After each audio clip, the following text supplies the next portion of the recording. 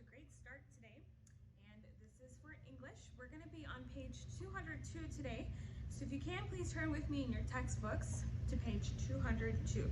In your books there, your workbooks.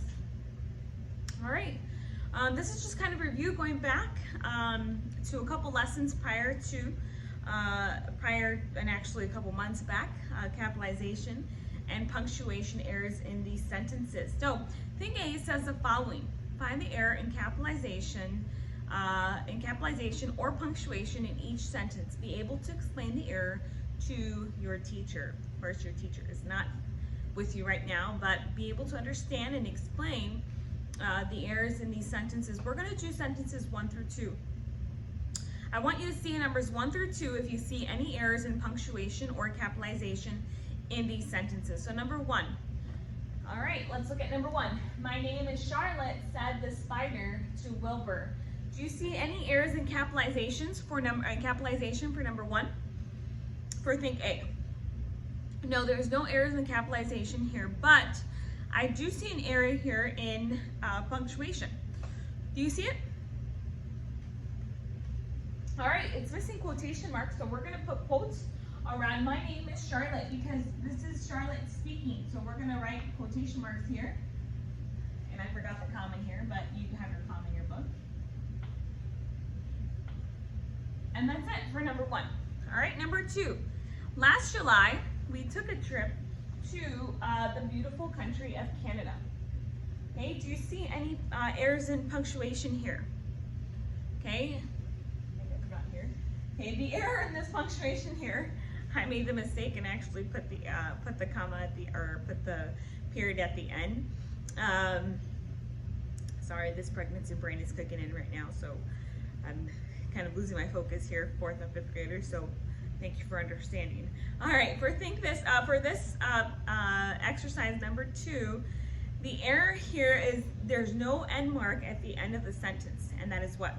A period. Very good. So we're going to put a period. I just took it out, but I'll put it right back again. All right, and that is think A. All right, you're going to finish numbers 3 through 10 on your own. What I want you to do, though, is make sure that you're really careful. In these last 2 sentences, we did not have any errors in capitalization. So I want you to be very careful and find any errors there in think A. All right, think B.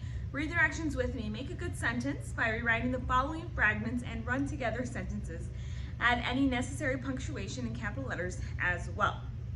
So number 1 reads this. On page 202, write B. It reads this. The car and truck in the driveway. That's a big fragment, all right? What about the car and the truck in the driveway? So you need to fix that, 4th and 5th graders, and you need to rewrite that fragment and run together a sentence for number 1. All right, and number 2.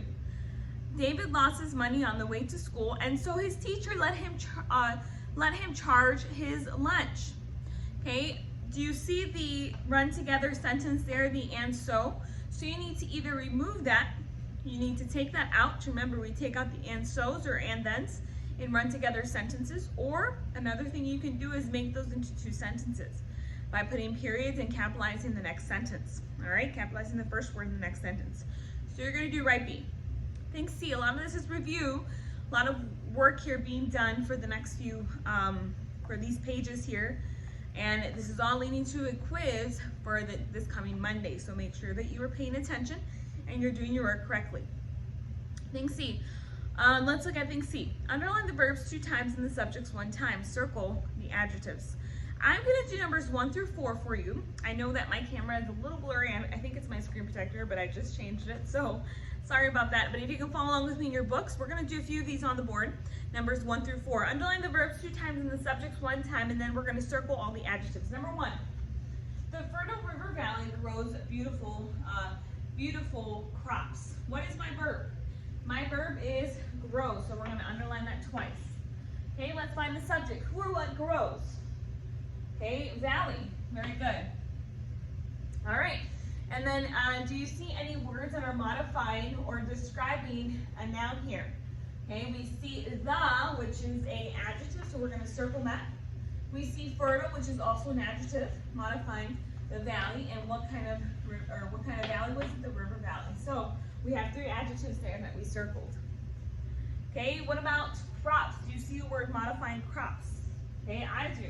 What kind of crops were they? Okay, beautiful crops. All right, so that's number 1. You don't have to draw an arrow to the word they're modifying, but if you feel it necessary, 4th and 5th graders, you may do it.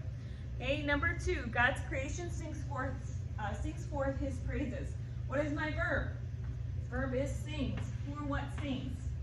Creation, okay? Now, let's see, whose creation is it? It's God's creation, sorry. And then whose praises is it? His praises. So we have 2 adjectives there.